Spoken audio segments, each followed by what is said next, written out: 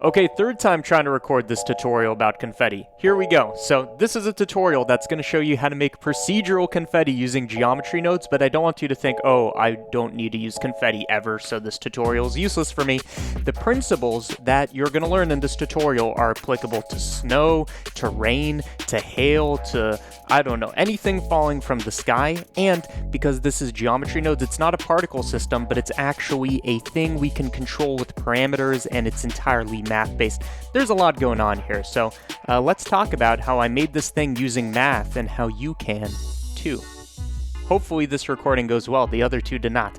Okay, so fresh Blender scene. Go to geometry nodes, delete the cube, add a cube instead of the default cube, and make that a geometry nodes object. So this has the geometry nodes modifier. Question is, how do we make confetti or in general objects falling from the sky? Well, because we're not using a particle system, the idea I want you to think of is we're going to make a bunch of points, they're going to fall, and then the points on the bottom are going to get recycled to the top. It's kind of like you're stacking your hands. As they fall, they just keep getting recycled to the top. That way we don't have millions of particles where some of them kind of drift down to infinity and you just keep needing more and more and more, but we recycle and we can use less points, less computation, and that's the idea. So that's the concept I want you to have in your head. That's the main kind of insight in this tutorial. So how am I going to generate a bunch of points? Well, you see me adding nodes, you see me doing things without explaining them, and you're panicking. Okay, here's what it's about. What I'm doing is I'm making a stack of grids. How did I do this? I made a mesh line. This is a line composed of 10 points going vertically, and for each one of these points, I'm instancing a grid. That looks like an array of grids. I'm going to make those grids bigger, and I want you to think about these grids as basically a point distribution. If we go to wireframe, you can really see this as we increase the density. So the reason I'm making a stack of grids and not just one grid is I want it to be kind of like a cube in some sense, and this is the closest way we can do a volumetric distribution of a cube. Until we get a distribute points in volume node, which I did do on Patreon, but whatever. Okay, we have a cube. For each one of these, I'm going to put a little confetti piece, and this can be snow, it can be hail. Just put whatever it is that you want to be instanced. So I'm going to instance on these points, and I've realized instances, which isn't too important yet, but when we start randomizing stuff, this is going to be important. We're going to instance a grid. Why a grid? Because it kind of looks like a piece of confetti, right? If I was to make it a bit longer on one end, it's a confetti piece. Really all we have to do though is make it a bit tinier, taller on the y-axis, and there we go. We have a bunch of confetti. Now this kind of looks like, what am I talking about? It has this confetti. As we randomize this, it's going to look more and more like confetti falling. So let's just start randomizing things right now. It's super easy. So for example, let's randomize the rotation. I'm using a random value node and setting it to vector so that I have a random orientation for each of these. Already looking more like confetti just with that one step. What else can we do? We can randomize with a float, a single number, the scale so that, and I want these to be like at minimum 40% the size, so that some confetti pieces are tinier, some of them are bigger, and they're all oriented randomly. So already this is looking good, but the key thing in this tutorial is we need them to fall and then recycle in the layer system I was talking about. And that's what's really going to make it look like confetti. It's the motion. To do this, remember all of these nodes is the cube distribution, and I'm realizing instances so we can edit this. If we manipulate this, it will manipulate the trajectory of the confetti. So anytime we want to manipulate a mesh, set position. I talk about it 1,000 times. It's the most powerful node in geometry nodes. Maybe. I mean, it is, if you put in a good function. What we want to do is put in such a function that is good, that I've described, for the position. So right now I'm just feeding in position, nothing's changed. I want to make a function that makes them fall and do that recycling thing. Well, falling is easy, right? We just take the position and we subtract away a bit of the z component. Again, the reason we're doing that is z is this vertical thing, and if we subtract or add a negative, then it will all fall downwards, is the idea. Okay? So I'm going to use a time node so that this will fall, the z component will fall relative to the number of seconds. And you can see it's falling. Only issue is, one, it looks horrible, but two, it's not doing that recycling thing. So let me show you the trick for recycling, which is going to seem weird, but just follow along. We are going to separate the vector. that we're sending into the set position, and we're going to recombine it.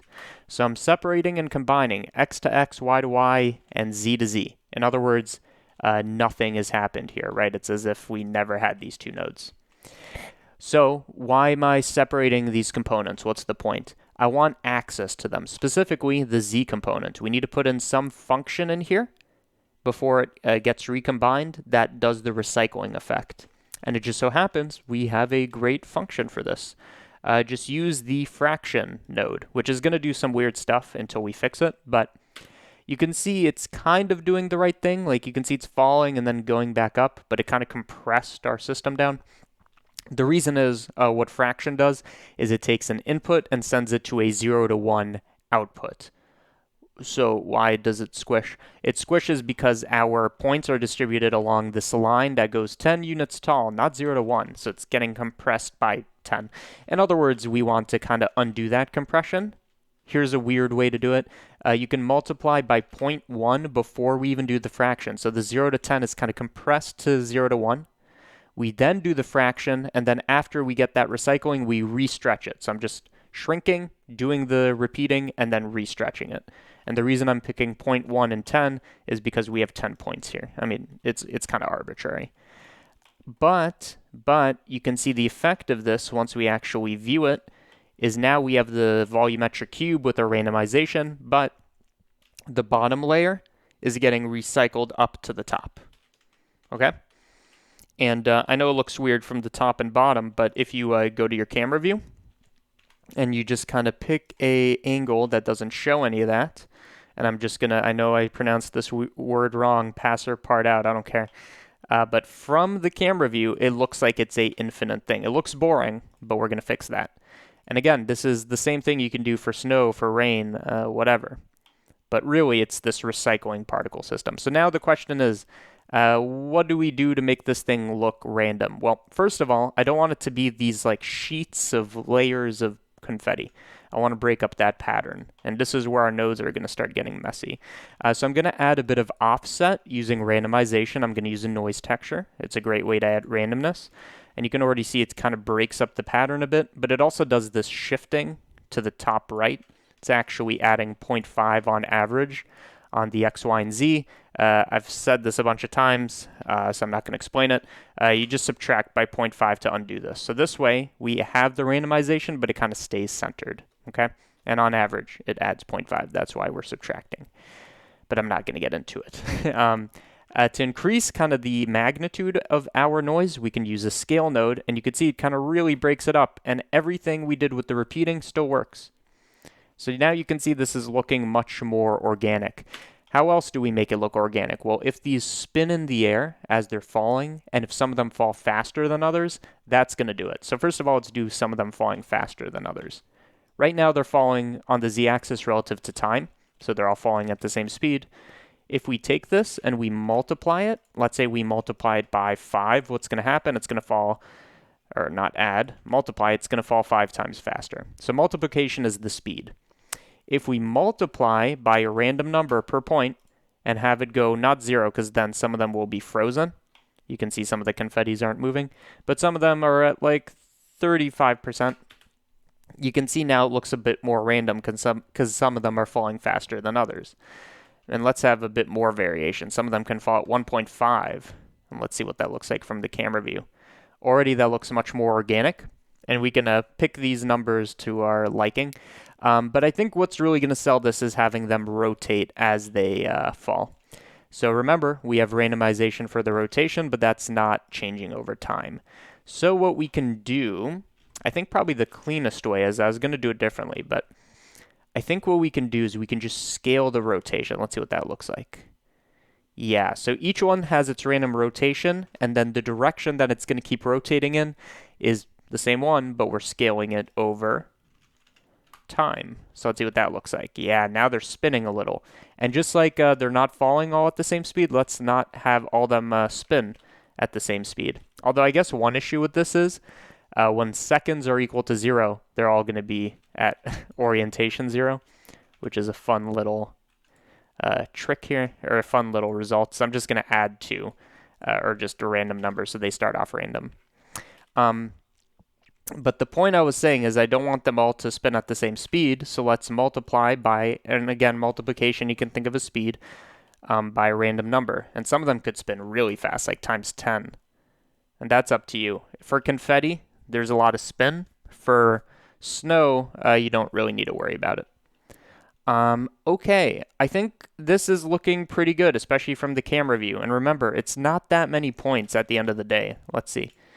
It's 2,200 particles, but it's infinite. And this would be nothing in a particle simulation. But if you wanted to simulate all of these, it'd turn out to be hundreds of thousands if you want them to keep falling. But here we have a very conservative thing. Final thing, there's other things you can do to make it look a bit better in terms of the motion, but I think this kind of sells it. I just want to talk about how to randomize the material, because right now they're all the same. So I'm going to use a set material node. In other words, any changes we make to our material that's called material, let me just call it confetti. Actually, let me call it available on Patreon, because it is. Link in the description if you want the blend file. We'll talk about that later. Any change we do here is going to apply, okay?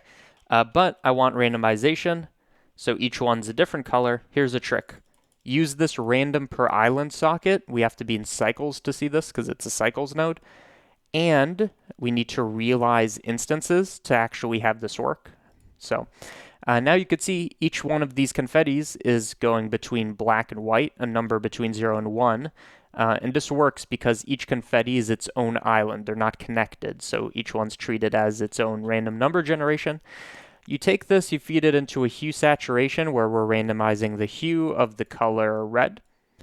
Or you could, color shift this, and you get confetti. And, you could play with this, make it all kind of the similar color or whatever.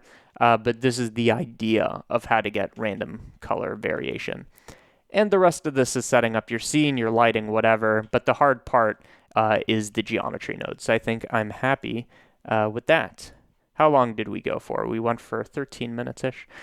Good. Not bad for a third recording. I think I did that pretty quick, pretty efficient, because I had so many times to practice. Either way, thank you so much for watching, and as always, I like to spend the end of these tutorials promoting the ever-living multivitamin out of my Patreon. Why should you join Patreon? Why should you click that link in the description? 3 reasons, actually 4. The first one, that's the one I added in. The best way to support this channel, CG Matter, Default Cube, all these, is via Patreon. These tutorials are free. They're going to remain free as long as I can sustain it, right?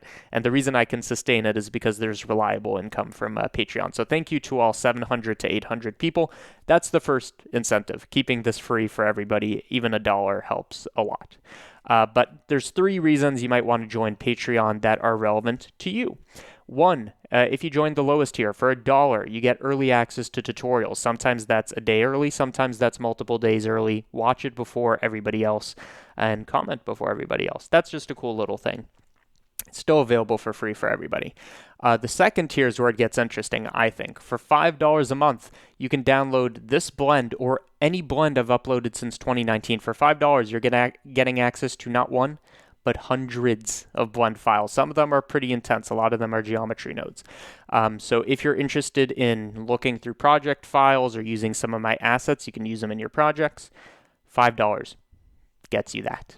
And thirdly, the highest tier, 15, gets you exclusive tutorials. I make tutorials on occasion, only for patrons. Again, most of them are free, but some of them I make only for patrons. So if you want to see the catalog of those, it exists there. Either way, thank you so much for watching. Even if you're considering Patreon, thank you so much. And in general, thank you for watching this tutorial to completion. I hope you enjoyed your time here, and go make some confetti, snow, hail, or rain. Yeah.